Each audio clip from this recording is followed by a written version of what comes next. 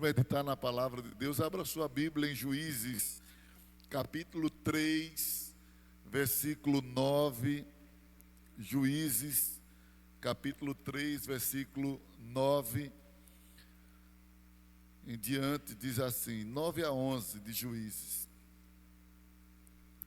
Os filhos de Israel clamaram ao Senhor, e o Senhor lhes suscitou um libertador, que o libertou, Otiniel, filho de Quenaz, que era irmão de Calebe, e mais novo do que ele. O Espírito do Senhor veio sobre ele, e ele se tornou juiz de Israel. Foi para a guerra, e o Senhor lhe entregou nas mãos Cusã-Risataim, rei da Mesopotâmia, contra o qual ele prevaleceu. Então a terra ficou em paz durante 40 anos. Otiniel, filho de Quenaz, morreu. Quem diz amém? Quem diz amém? Glória a Deus. Esse texto eu escolhi a propósito para trazer uma mensagem de caráter missionária, visto que na Bíblia está claro que as principais ferramentas de missões são três. As principais ferramentas de missões são três. Em Mateus capítulo 6, versículo 19 ao 21, Jesus fala de um grande recurso necessário para se fazer missões, que são as contribuições, o recurso material, o recurso financeiro. Jesus falou isso quando disse que nós precisamos ajuntar tesouro nos céus. Em outras palavras, Jesus estava dizendo: invista com os seus recursos materiais naquilo que pode durar para sempre.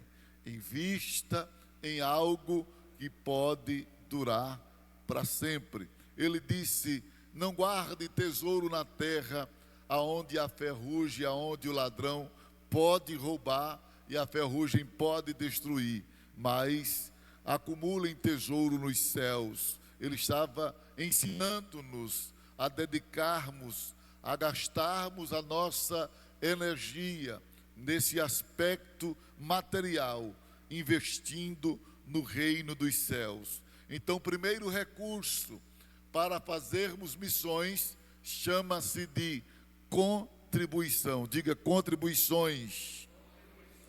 Então, Mateus 6, 19 ao 21. O segundo recurso para missões chama-se de intercessão. Diga intercessão. Em Lucas, Jesus falou acerca da intercessão.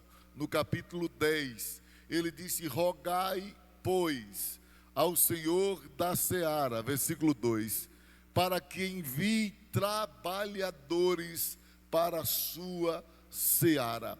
Então, o segundo recurso para missões é orar, é pedir a Deus que levantem pessoas dispostas, vocacionadas para este trabalho. O terceiro recurso apresentado na Bíblia para se realizar missões é a designação de pessoas. Não apenas orar, é preciso designar, enviar pessoas vocacionadas para o serviço. João 15:16, Jesus disse: não foi vós que me escolhestes a mim, mas eu vos escolhi a vós e vos dei nome, vos nomeei, para que vades e deis fruto, e o vosso fruto permaneça. Jesus está nos mostrando um terceiro recurso para a missão, é enviar pessoas. Paulo disse: como ouvirão e como crerão se não tem quem pregue? Então, para que eles possam crer, para que eles possam ouvir, alguém precisa ser enviado.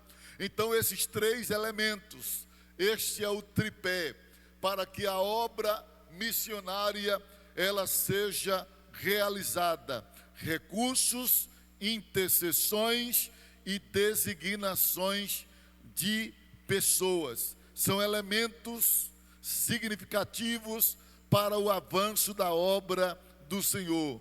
Por intermédio de tais recursos, a igreja cumpre um encargo de pregar o evangelho e estabelecer trabalhos locais e transculturais, como está designado em Marcos 16 e 15 e Atos capítulo 1, versículo de número 8. Agora, escolhendo esta passagem bíblica dos tempos dos juízes, quero aqui anacronizar, quero analogizar e mostrar a semelhança da tarefa dos juízes com o trabalho da obra missionária. Por isso, eu tomo como exemplo a Otiniel, cujo nome no hebraico significa Deus é poderoso. Também o leão de Deus é chamado de leão de Deus. Ele era sobrinho e genro de Calebe, conforme está em Juízes capítulo 1, versículo 13. Ele, Otiniel, acredita-se que ele viveu durante o tempo de transições de Moisés para Josué e o tempo de transição dos anciãos para a era dos juízes, visto que ele foi o primeiro juiz de Israel no contexto da era dos juízes, que durou cerca de aproximadamente 350 anos, esse período dos juízes. Depois ele foi constituído por Deus. Otiniel foi constituído por Deus como o primeiro juiz de Israel após a morte de Josué. Ele julgou Israel cerca de 40 anos, conforme o registro do capítulo 3, versículo de número 11. O ministério de Otiniel deu-se em uma era de trevas e de anarquia espiritual em Israel. Abra a Bíblia em Juízes capítulo 21, versículo de número 25, para você ver qual era a realidade que o povo estava vivendo nos dias de Otiniel. Juízes capítulo 21, versículo de número 25. Deixa eu conferir essa referência, que diz assim, 21, aliás, deve ser 25 e 21, diz assim, é isso mesmo? 25 e 21, como é que diz aí? 1, 2, 3, já. Vamos lá? 1, 2, 3, já.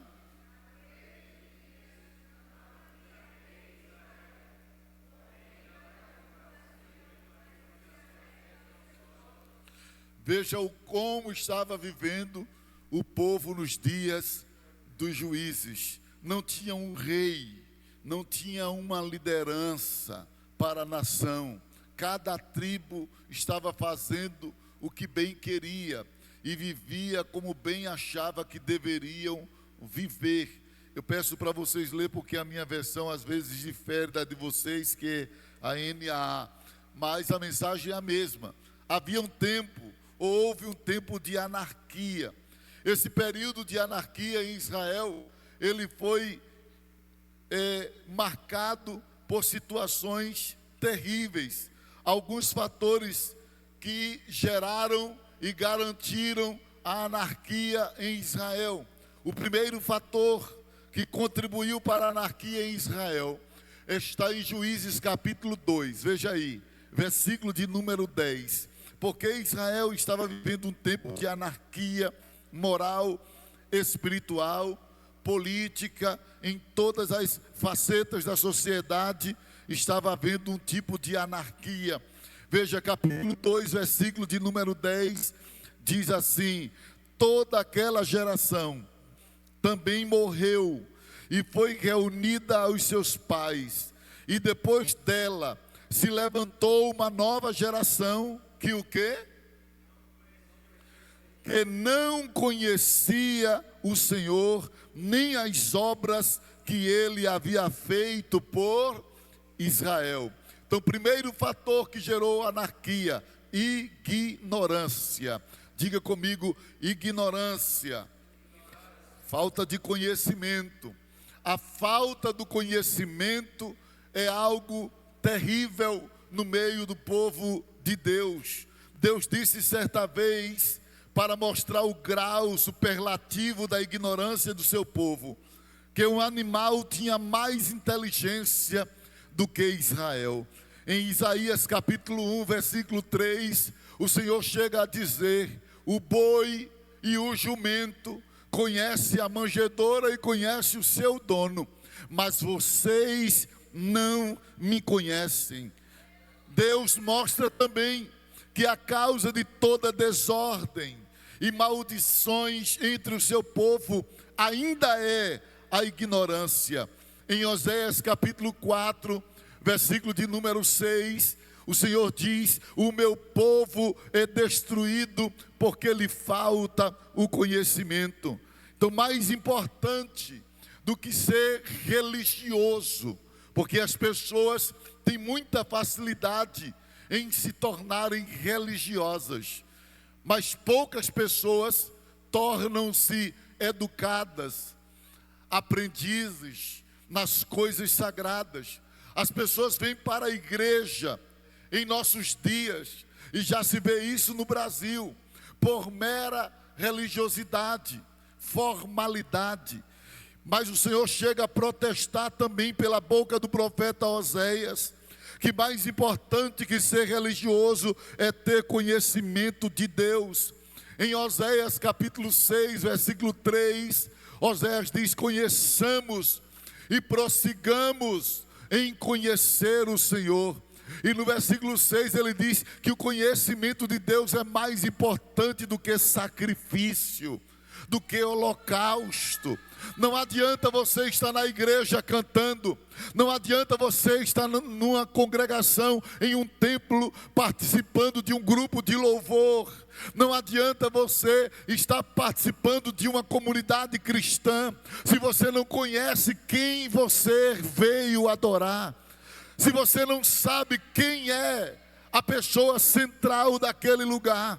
Se você vem por mera religiosidade, religiosismo, o seu culto, diz o pregador, que é um culto de tolo. Mas aquele que busca o conhecimento de Deus, este sim consegue adorar e agradar a Deus com o melhor da sua vida.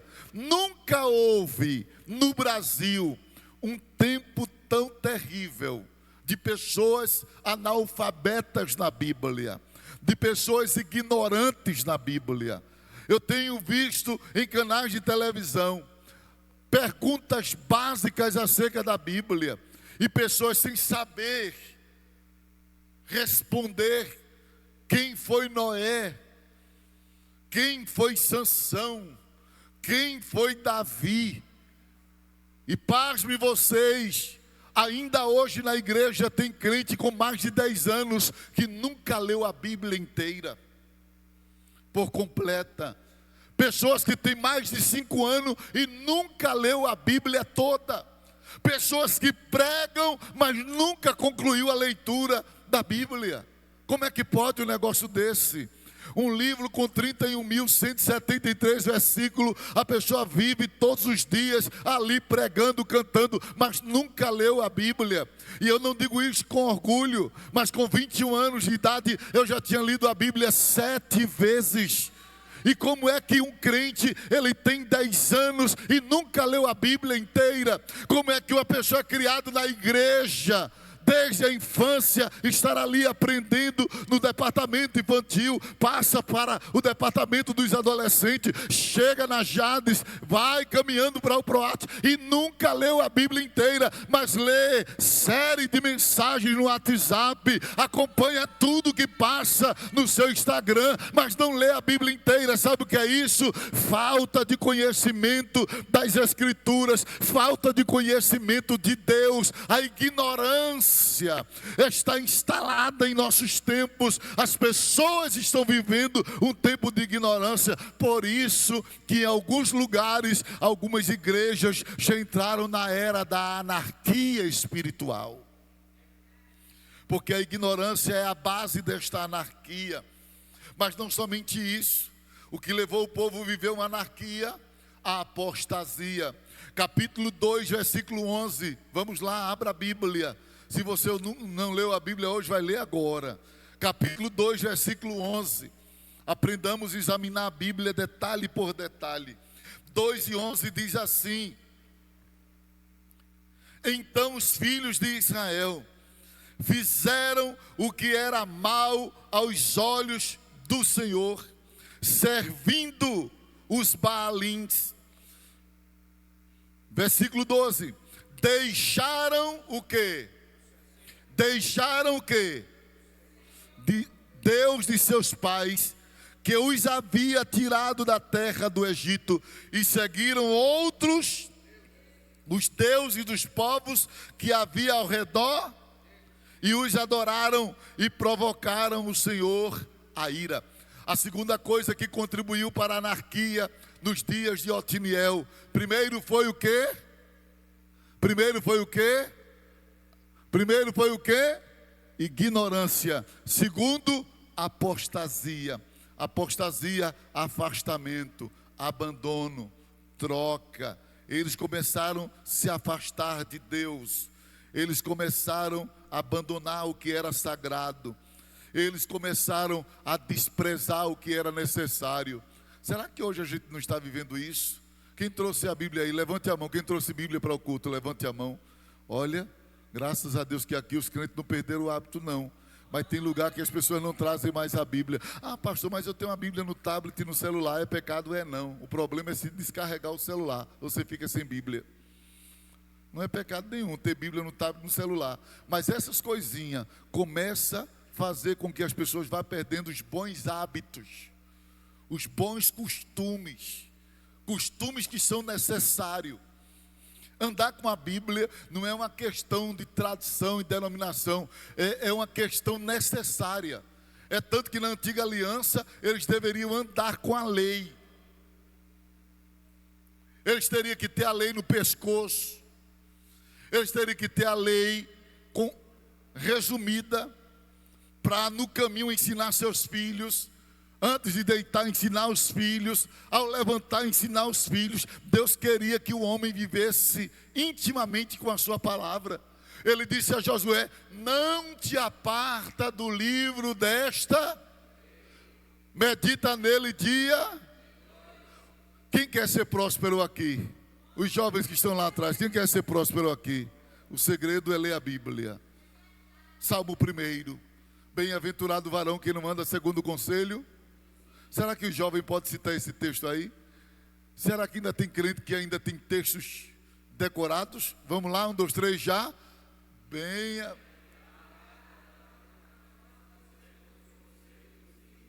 Nem se detém, nem... E o que? Antes... Para aí, antes tem o quê? E na lei? Estão colando, né? Eu pensei que vocês tinham decorado, mas não vale não, Davi. Era para eles dizer. Antes tem o seu prazer na lei do Senhor, e na sua lei faz o quê? E o que mais?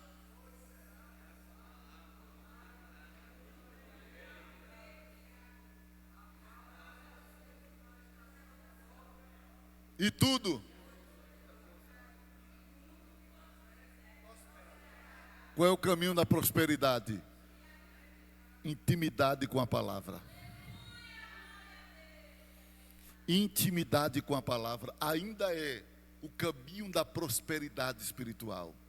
Você quer ser um crente próspero, tenha intimidade com a palavra. O afastamento, a perda do hábito de ler, de orar, de jejuar, faz com que a anarquia se instale. As pessoas passam a viver uma vida ao seu modo e não seguindo o propósito de Deus. Terceira coisa que contribuiu para a anarquia, vamos lá? Quem está comigo aqui, diga amém. Vocês não vão morrer não. Alguns de vocês tomaram café, quem não tomou, está tomando agora. Instabilidade, capítulo 2, versículo 18 e 19. Vamos lá. Quero ver vocês tudo com a Bíblia aberta. Capítulo 2, versículo 18 e 19.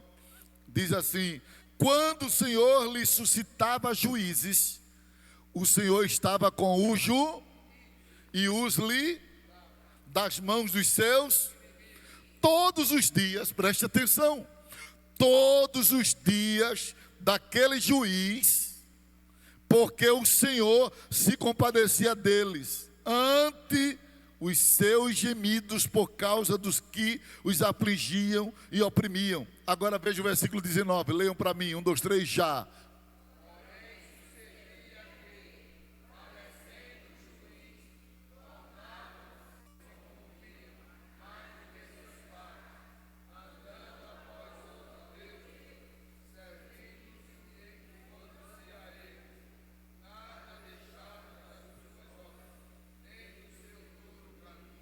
Preste atenção, diga assim: o povo se deixava, diga assim mais forte, o povo se deixava, ou se permitia ser controlado pelos juízes, mas não alfabetizados.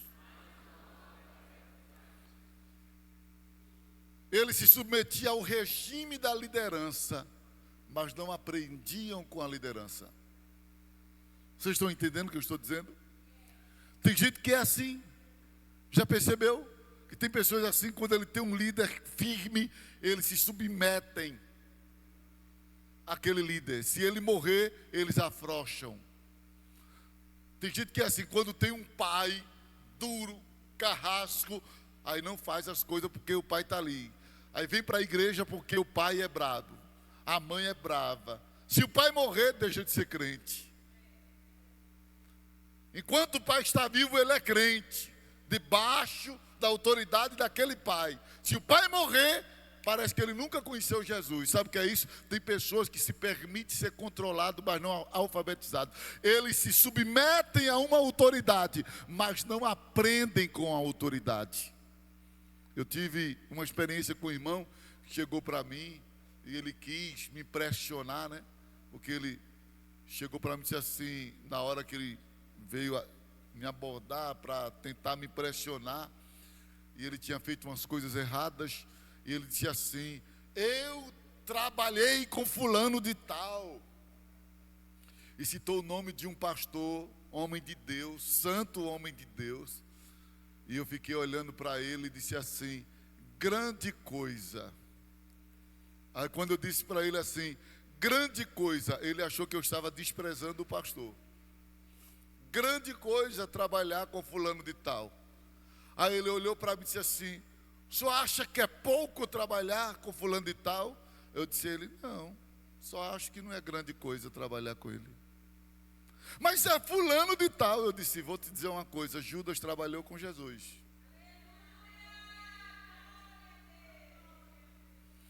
Uma coisa é você trabalhar com aquele pastor, outra coisa é você aprender com aquele pastor. Tem gente que trabalha conosco, mas não aprende com a gente. Porque faz o que a gente pede, mas não se permite ser transformado naquilo que Deus quer que ele se transforme, aprendendo o que a gente está ensinando. Não muda seus hábitos, não muda seus maus costumes, não cresce, continua aquela pessoa ranzinza, continua aquela pessoa dengosa, continua aquela pessoa manhosa. Já viu crente que está tanto tempo na igreja, mas não aguenta um beliscão, já passou por tantos pastores, já teve tantos homens de Deus que passou na vida deles, mas ele não muda. Sabe o que é isso? É que se submete a sistema, mas não se submete à palavra para ser alfabetizado. Tem gente que obedecia juízes, mas não aprenderam com os juízes, porque quando os juízes morriam, eles voltavam às mesmas práticas. Eita lá, como a palavra funiliza a nossa vida, né? Deixa a gente apertado. Sabe por que a anarquia se instala? Ignorância, apostasia, instabilidade. É hoje, mas não é amanhã. Hoje é cheio, amanhã está vazio. Hoje canta para Jesus, amanhã canta para Satanás. Hoje está naqueles hinos espirituais, mas amanhã está nos hinos, nas músicas seculares e profanas. Hoje está no meio dos crentes, contando história. Aí quando tem crente ali contando experiência de Deus, mas Deus também me deu um sonho, e ele vira crente. Quando ele vai para a escola, que as pessoas estão contando as séries, as temporadas da Netflix ou de outra plataforma, ele está lá, mas também ele muda de cor. É o crente camaleônico, ele muda de cor, ele é da cor do ambiente. Sabe o que é isso? Instabilidade, não sabe o que quer, não sabe o que é, não tem identidade firme. Sabe o que é que essas pessoas são? São pessoas atrapalhadas, embaraçadas, precisam de uma real experiência com Deus, para ter os pés firmes na rocha, como disse Davi: tu colocaste os meus pés sobre uma rocha, e no dia da adversidade me escondeste no teu pavilhão. Eu estou firme e guardado quando a gente tem experiência com Deus. Mas a gente está vivendo uma época de crentes instáveis, crente que não aguenta um beliscão, já quer trocar de igreja, já quer trocar de congregação. Tem crente que, se a gente não der a ele uma oportunidade, ele fica com raiva.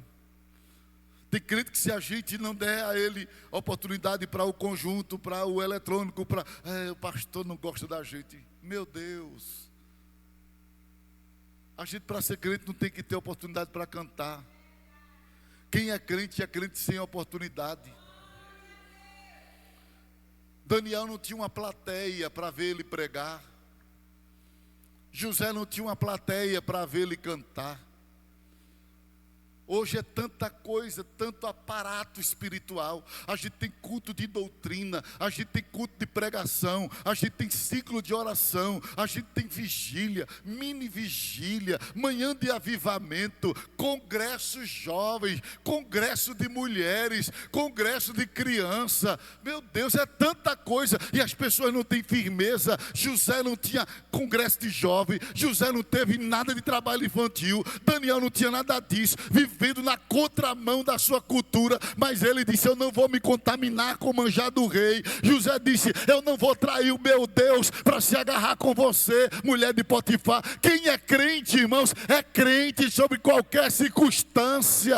Você não precisa de congresso para ser crente. Congresso é apenas para subsidiar a sua vida. Você tem que ser crente independente de congresso. E se de repente você cair em uma situação desconfortável, sofrer uma paralisia, se tornar uma pessoa impossibilitada de estar na igreja, ser obrigado a viver deitado numa cama, e aí, porque não vem mais para a igreja, não vai ser crente? Vá ser crente, continue crente, porque a nossa fé, ela precisa de estar aqui para ser aquecida, mas ela não depende disso aqui quando as circunstâncias mudam e não dá a nós oportunidade de estarmos aqui. Precisamos mantê-la firme em Jesus. Quem diz amém? Não sejamos instáveis. Sabe o que é que contribuiu para a anarquia? Mistura. Juízes 3, vamos lá. Quem gosta de Bíblia, diga amém. Juízes 3, versículo 6 e o 7. Diz assim: tomaram de suas filhas para si por mulheres, e deram as suas próprias filhas aos filhos dele, e rendiam culto aos seus, misturaram a semente. Mistura. Toda mistura destrói a essência. Sabe o que é que a gente está vendo hoje? Mistura nas igrejas. As pessoas estão querendo a qualquer custo atrair multidões, transigindo até com o pecado. Transigindo com o pecado. Existem igrejas que nem parecem igrejas mais, parecem baladas. Existem comunidades que nem parece que é uma igreja, parece ambiente de balada. Copiaram e trouxeram gelo seco, luzes coloridas.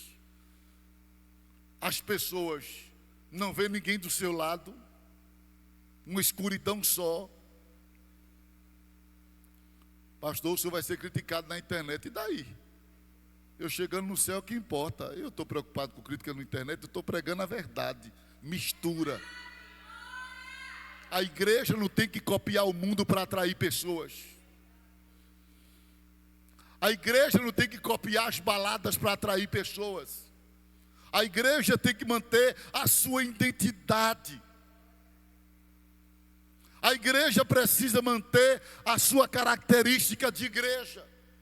Mas tem muita gente sendo convencida por esses lugares que são teatro gospel, em vez de igreja. Igreja é onde você pode ler a Bíblia, é onde você enxerga o texto. Mas esse negócio está escrito e ninguém consegue ler por causa da escuridão. Está escrito e você não sabe se realmente está escrito. Você tem que ler, examinar, como os crentes bereanos. Você precisa cultuar, ver quem está do seu lado. Mas você não sabe nem quem é que está do seu lado.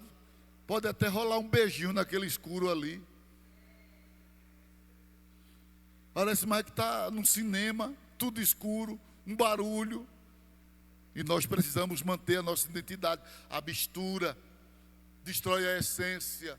Não podemos misturar os costumes do mundo com as coisas de Deus. Não podemos misturar as sementes. Moça crente não pode namorar com não crente.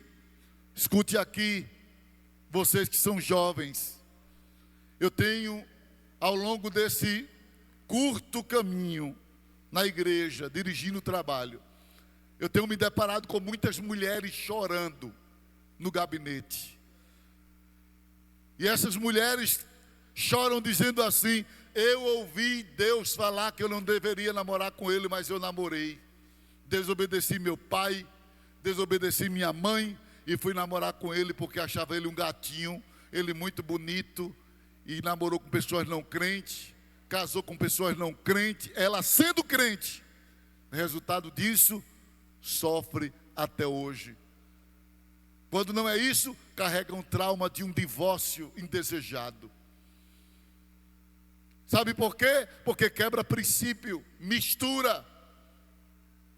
Eu já vi alguém dizer assim: mas eu tinha uma colega que ela namorou com um não crente e ganhou ele para Jesus. Deu certo. Aí eu disse para essa pessoa: mas o crente não anda pelo que dá certo. O crente anda pelo que é certo. Porque eu posso passar num semáforo vermelho e pode dar certo, mas não é certo. O crente não anda pelo que dá certo, o crente anda pelo que é. E o certo é que quem está na luz não pode se envolver com quem vive nas... mas se eu aceitei Jesus, ele já não era crente. Então continua com ele, porque a Bíblia diz que quem é luz santifica quem não é. Se você já veio assim, então você vai orar para Jesus salvar seu marido que não é crente, sua mulher que não é crente. Mas se você é crente, você não tem opção no mundo. No mundo não existe nem opção para você. Sua opção está na igreja. Mas aqui as moças são feias, os meninos são feios. Mas não só tem igreja aqui, tem igreja em todo o estado de Pernambuco. Tem crente em tudo que é lugar. Se você não encontra um crentinho bonitinho aqui, você encontra em outro lugar. Se você não encontra uma moça bonita aqui, você vai encontrar em outro lugar. A falta de pessoas bonitas ou que lhe agrade, chame a atenção aos seus olhos, não é direito seu para você ir para o mundo e se envolver com lobos, viu? Não é direito seu. Ah, Deus está me dando o direito de escolher no mundo porque aqui não tem. Não é liberdade para isso. É sinal de que o Senhor não está aqui, já que os que estão aqui não lhe agrada. É sinal de que a sua não está aqui, já que a sua não lhe agrada. Agora eu vou lhe dizer uma coisa, não seja muito exigente não, porque você também não é perfeita não. Você também tem alguma coisa feia, ou o nariz, ou a orelha, ou a perna, ou a boca. Porque tem moça que acha que vai casar com o anjo Gabriel. Não, seja exigente não. Você também tem coisa feia em você. Você não é perfeita? Quem diz amém? Eu esperei um amém mais forte dos rapazes. Quem diz amém? Também não seja exigente demais não. Viu? E você também tem coisa feia. Porque tem rapaz exigente, quer casar, não é? E acha que a moça tem que ser 100% perfeita. É não, querido. É não. E se aparentemente for, tenha cuidado. Pode ser o diabo transformado em anjo de luz. Tenha cuidado.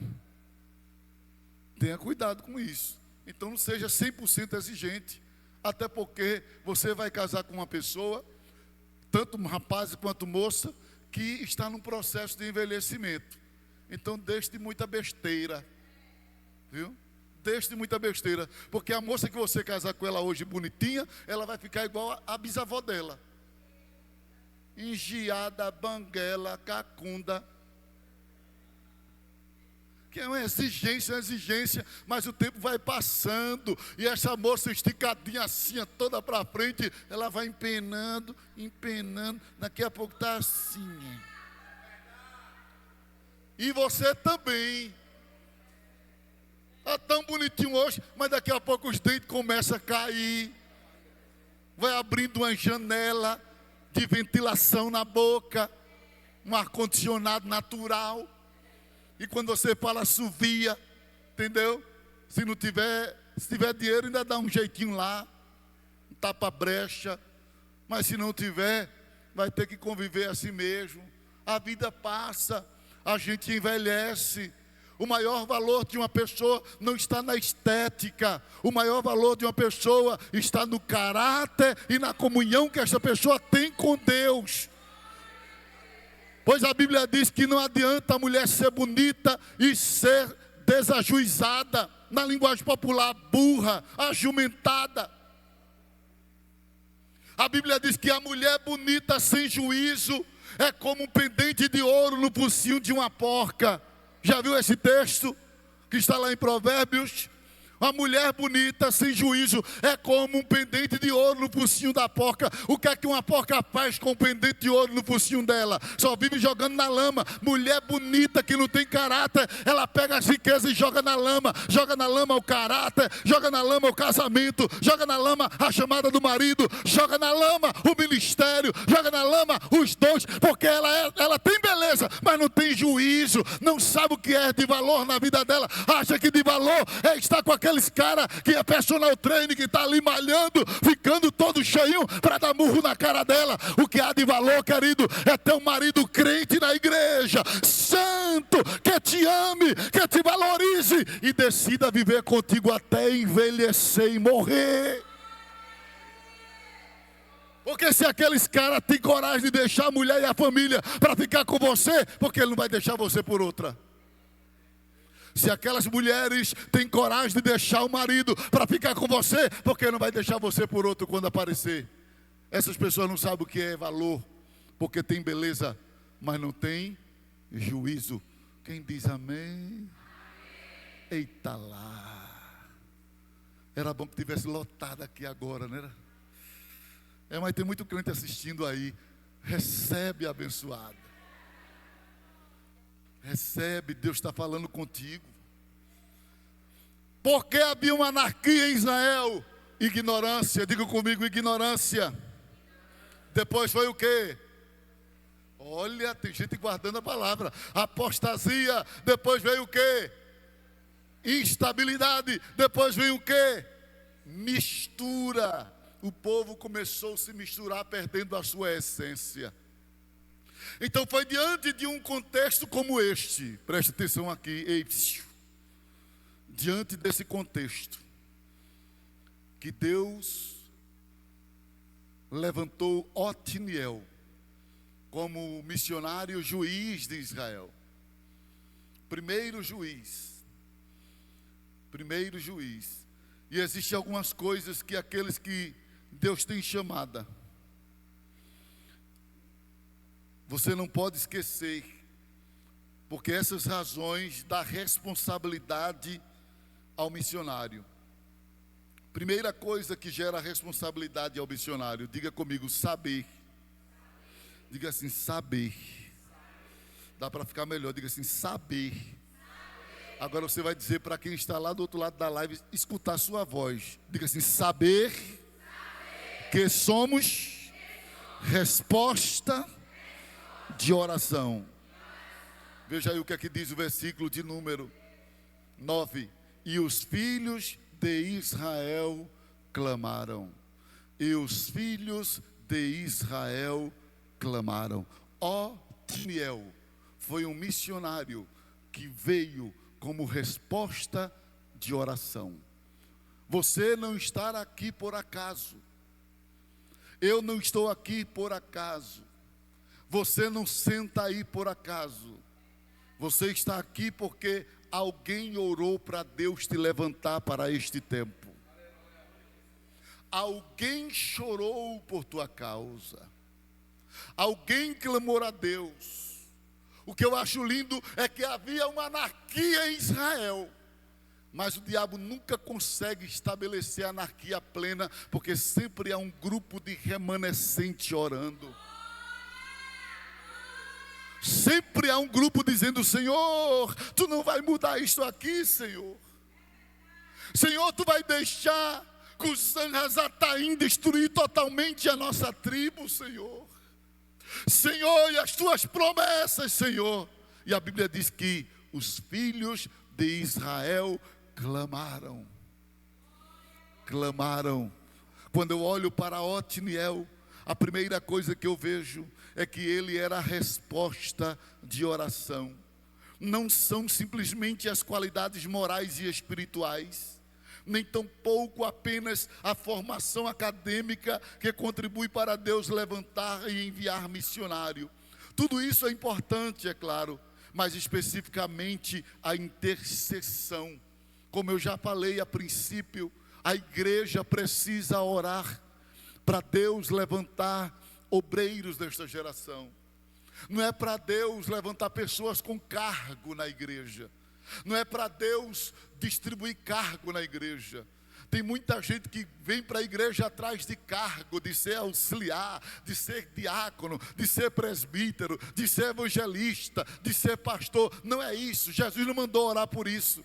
Jesus não disse, rogai pois ao Senhor da seara, para que mande auxiliar, para que mande diácono, para que mande presbítero, para que mande evangelista, para que mande pastores. Não, ele disse, para que mande trabalhadores. Porque tem muita gente com cargo que não faz nada na igreja. Tem muita gente que tem cargo e não faz nada na obra de Deus, parado, neutralizado, adoentado, e não é doença física, é espiritual, emocional. Veio em busca de ter um glamour nos cargos e descobriram que cargo não tem valor se a pessoa não tiver vocação, se não tiver chamada e se não tiver presença. Você vai ser só uma pessoa que fica ali de enfeite no púlpito, só para enfeitar as lives, só para aparecer na câmera. O mais importante não é aparecer em câmera, é estar envolvido na obra. E quem está envolvido na obra? Quem veio como resposta de lágrimas e oração. É impossível uma pessoa que é resposta de lágrima e oração conseguir ficar parado na igreja. É impossível que um obreiro chamado por Deus como fruto da oração da igreja, ele ser uma pessoa acomodada no seu mundinho espiritual. Ele está sempre querendo somar. Ele quer sempre viver a realidade da vontade de Deus na sua vida. Uma pessoa que Deus chama, que Deus escolhe como resposta da oração da igreja, esta pessoa não tem vontade própria. Não tem livre-arbítrio na obra. Ele não dirige onde quer dirigir, ele não prega onde quer pregar, ele não fala o que quer falar. Uma pessoa que vem como resposta de oração, ele está no domínio de Deus, no controle de Deus. Ele prega o que não quer pregar, ele vai para onde não quer ir, ele faz o que não queria fazer. Porque ele não vive para si, ele vive em função do propósito de Deus na sua vida. Ele vive em função do propósito. Otiniel foi um missionário que foi levantado em resposta de oração. Em segundo lugar, segunda razão que gera responsabilidade no missionário. Primeiro é saber que a sua chamada é fruto de oração e de lágrimas de alguém. Segundo, você precisa reconhecer a legitimidade do seu chamado. Se a pessoa não tem convicção de sua chamada, nem se meta a querer coisa na igreja. Se você não tem convicção que Deus lhe chamou para o diaconato, não aceite ser diácono. Se você não tem convicção que Deus lhe chamou para ser um presbítero e vier a proposta, diga assim: eu não quero ser presbítero porque Deus não me deu esta convicção de chamada na minha vida. Não aceite, porque para aceitar, para depois dizer assim: eu não queria, foi você que me colocou, então não aceite. Para aceitar e depois tratar com desprezo como se fosse qualquer coisa, não aceite, é melhor. Para aceitar dirigir um ciclo de oração e depois tratar como se não fosse nada, não aceite. Se você não tem convicção do seu chamado, da legitimidade do seu chamado, eu lhe aconselho, por gentileza, não entre nesse imprensado. Não faça isso. Pois a Bíblia diz no versículo 9: e o Senhor levantou um libertador. Sabe o que significa? Otiniel não auto se levantou, não auto se promoveu. Ele foi levantado por Deus. Ele tinha convicção que o seu chamado era de origem divina. Então, constituir, como a Bíblia usa em alguns termos, Deus constituiu. Constituir é ser parte essencial, é estabelecer, é nomear, é eleger. Deus elegeu ele. Existem 3 tipos de nomeação, de eleição. A primeira, diabólica. Ei, escute o que eu vou lhe dizer. E tem isso? Tem. Tem pessoas que é o diabo que levanta. Tem pessoas que não foi Deus que levantou, foi o diabo que levantou. E os resultados e os frutos denunciam isso. A eleição diabólica, ela é usurpativa, ela é criminosa, ela é maligna, é imperdoável. Isaías capítulo 14, versículo 13 e o versículo 14, você vê isso. Abimeleque é um tipo do inimigo. Ele era persuasivo, individualista. Juízes capítulo 9, versículo 1 ao 3. Ele era comerciante maligno. Juízes capítulo 9, versículo 4 ao 5. Ele teve um fim desonroso. Juízes 59, versículo 50 ao 56. Você vai ver que tem pessoas que é o inimigo que levanta. Não foi Deus que levantou. Ele auto se promoveu ali, influenciado por Satanás.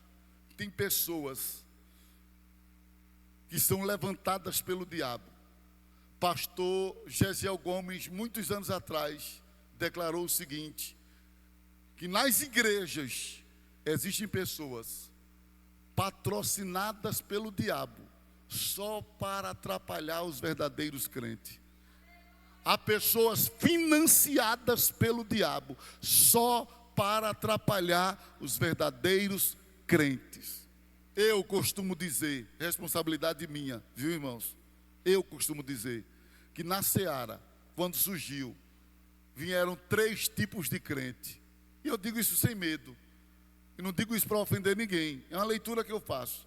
Primeiro tipo de crente que veio para a seara: pessoas que Deus trouxe para usar. Pessoas que Deus trouxe para esta igreja, para se utilizar dela com poder, com graça, para socorrer outras pessoas. Segundo tipo de gente que veio para a seara: pessoas doentes, feridas, magoadas, que Deus trouxe para ser curadas desta igreja.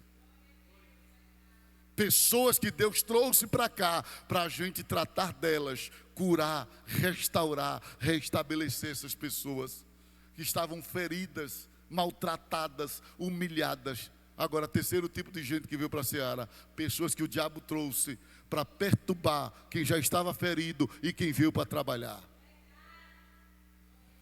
Veio gente só para querer denegrir a imagem, querer envergonhar, querer entristecer, mas não tem problema. A Bíblia diz que os pecadores não permanecem na congregação do justo. Ele entra, mas daqui a pouco a máscara cai, é revelado que não são verdadeiros, que são falsos, que estavam aqui, mas não estavam com o coração no propósito de Deus. Nem se preocupe, nem viva pesquisando, nem desconfiando de ninguém. Mantenha a sua fé firme.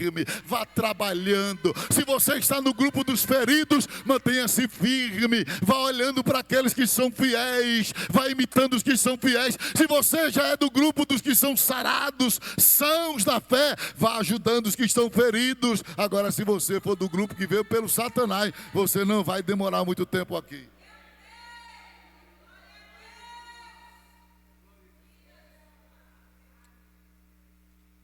E não fique com medo não, porque eu estou dizendo a verdade.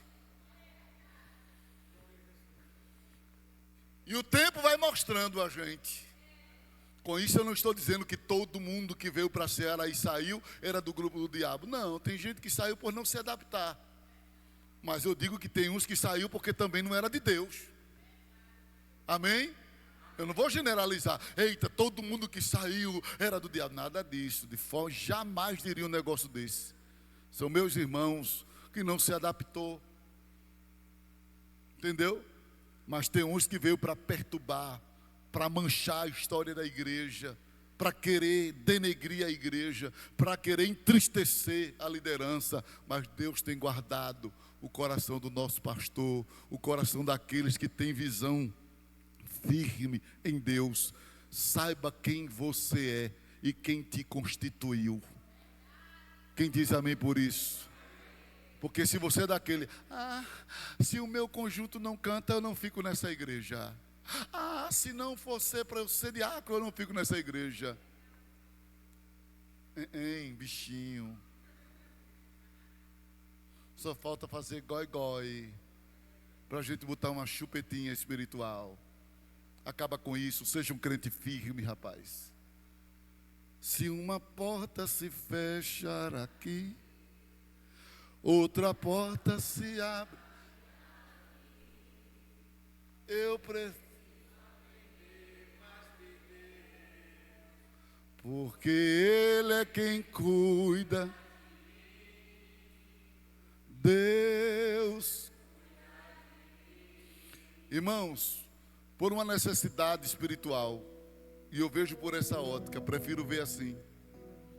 Na minha fase de jovem, teve um pastor que me deixou 2 anos sem ter oportunidade na igreja. Falou em reunião que eu não poderia ter oportunidade na igreja. Disseram uma coisa para ele, ele acreditou, nunca me consultou, nunca me deu direito de resposta.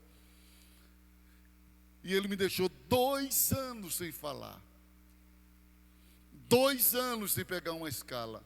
Eu que vivia 100% ativo, pregando em todo o estado de Pernambuco, nas igrejas, nos congressos. Ele me cortou 2 anos. Nas igrejas onde eu morava também, nenhum presbítero, nem apresentação, eu servia como presbítero. Eu chegava no ciclo de oração, as dirigentes diziam, está conosco o auxiliar fulano de tal, está conosco o diácono fulano de tal, e eu estava lá como presbítero. A igreja quer dizer amém, amém, e nem sequer dizia, está conosco o nosso presbítero. Eu não tive outra oportunidade a não ser ir orar isoladamente. Quando eu vi que havia instalado um desconforto nas igrejas, para eles não ficarem desconfortáveis com a minha presença, eu comecei a orar nas igrejas que estavam sem culto. Um dia eu estava orando, e eu orei detrás da cortina da igreja, para que ninguém chegasse e me visse orando, para não dizer coisa. Chegou um grupo de irmãs para o ensaio da comissão, e quando aquelas irmãs chegaram, que ouviram a minha voz, que é isso? Que gemido é esse? Aí eu vi quando uma disse assim, é o traidor do pastor que está pedindo perdão. Sabe quantas vezes eu revidei isso? Nunca.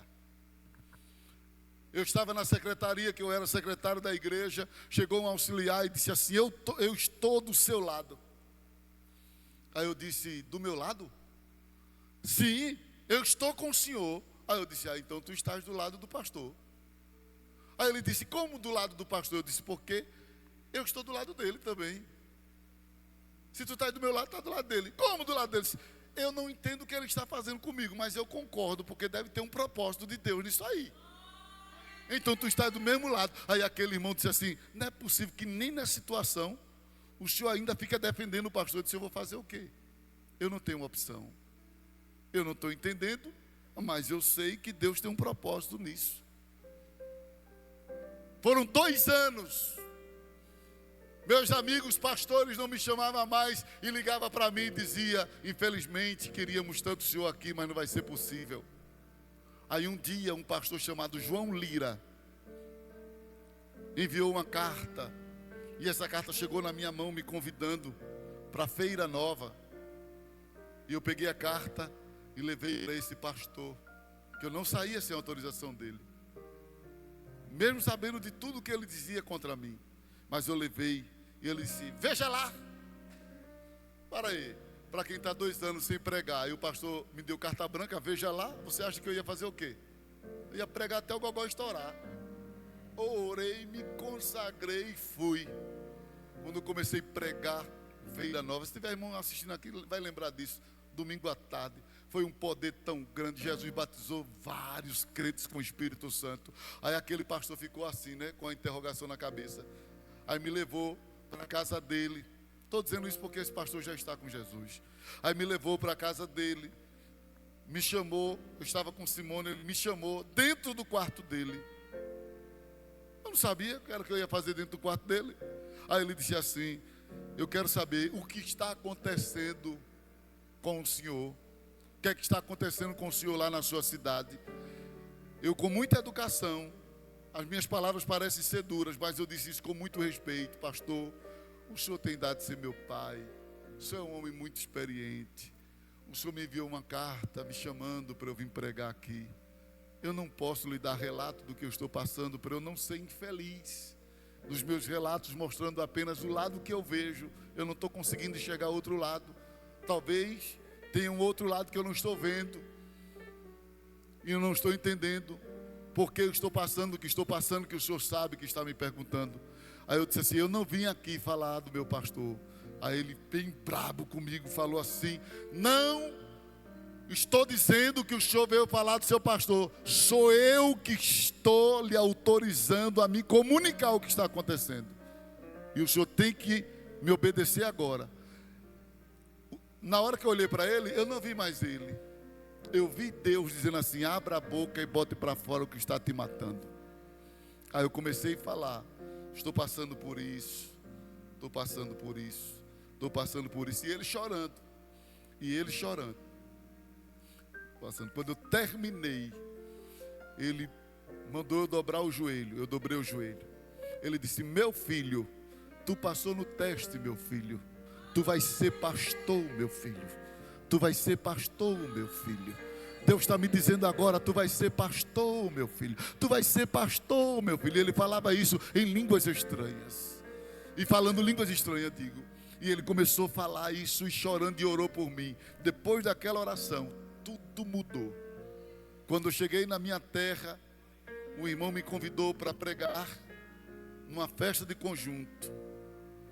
E eu disse a ele: não me convide, deixe, convide outro. Não, vai ser o senhor que vai pregar, e eu vou conversar com o pastor, que a gente está querendo o senhor para pregar. E eu fui, todo angustiado, triste, que eu pensei assim: todo mundo pensa que eu sou o que eu não sou, me sentindo assim queimado, manchado a minha história. Mas naquela noite Deus me deu uma palavra. E antes de eu pregar, quem chega no culto? O pastor. E o pastor chegou no culto, eu já estava sentado no púlpito, ao lado daquele presbítero. E ele perguntou: quem vai pregar hoje? Quem vai pregar? Aí o presbítero disse: eu já falei com o senhor, é o presbítero Elmi. Aí ele disse: dê a ele, dê a ele, dê a ele. Aí ele me deu a oportunidade. Eu falei 15 minutos. Deus está aqui, sabe? Eu falei 15 minutos. Mais de 20 minutos a igreja não parava de chorar e receber a glória de Deus na igreja. Eu só não olhei para ele se ele também estava chorando e recebendo a glória. Mas do púlpito ao porteiro, a glória desceu. Eu não vi, mas depois que eu saí dali, aquele presbítero me disse que o pastor olhou para ele e disse: esse daí vai ser pastor, esse vai ser pastor, esse vai ser pastor, esse vai ser pastor. Até hoje não entendo porque ele fez aquilo comigo, mas eu sei que Deus traça caminhos. Então, se a porta se fecha aqui, não se desespere. A chave não está na mão dos homens, a chave está na mão de Deus. A chave do teu chamado está na mão de Deus. Foi Deus quem te levantou, foi Deus quem te escolheu. Quem diz amém por isso? Eu queria pregar até Jesus voltar, mas fica aí em pé, que eu não sei se Jesus vai voltar hoje. Pode até voltar, mas talvez a gente ainda chegue no culto à noite. Então existem chamadas que não são divinas, são diabólicas. Existem constituições que são humanas e existem chamadas que são divinas. Terceira coisa que contribuiu para o chamado de Otiniel: agir sob o domínio do Espírito Santo. Então Otiniel, ele tomou ciência de que ele era resposta de oração. Ele tomou ciência de que foi Deus quem o levantou. E agora Otiniel toma conhecimento de que só mesmo sob o domínio do Espírito ele poderia fazer o que tinha que fazer contra o rei Cusã-Risataim. A Bíblia diz: e veio sobre ele o Espírito do Senhor, e julgou, pelejou, prevaleceu. Tudo isso aconteceu porque veio sobre ele o Espírito. O crente cheio do Espírito Santo, ele é proativo. Agora diga comigo para a gente encerrar, diga assim: Otiniel foi proativo no âmbito espiritual. Diga assim: ele tinha raízes sólidas. Conheceu Josué, lutou pelo seu tio Calebe, não transigiu com o pecado. Diga assim: ele foi proativo no âmbito familiar. Diga assim: interagiu com a esposa, incentivou sua mulher a acreditar e ir em busca de coisas melhores. Diga assim: ele não aceitava a mediocridade.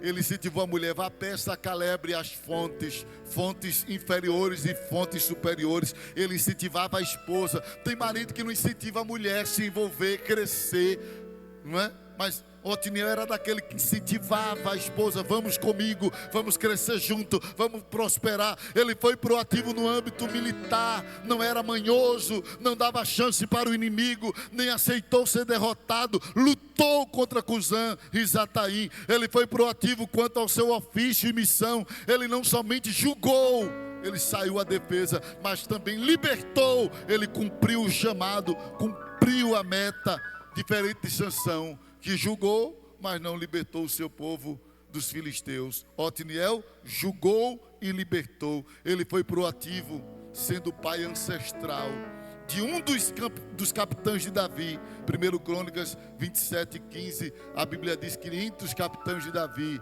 tinha um filho, um descendente de Otiniel. Diga assim: quem honra a Deus.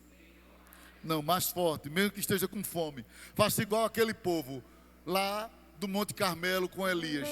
Não tinha muita água, mas Elias disse: traga toda a água que você tem, todas as reservas. Tem hora que a gente tem que dar para Deus tudo que a gente tem. Só tinha um pouquinho de água. Elias disse: vá, pegue as águas e jogue aqui. Ele: mas rapaz, está faltando água há 3 anos sem chover. E Elias pede água.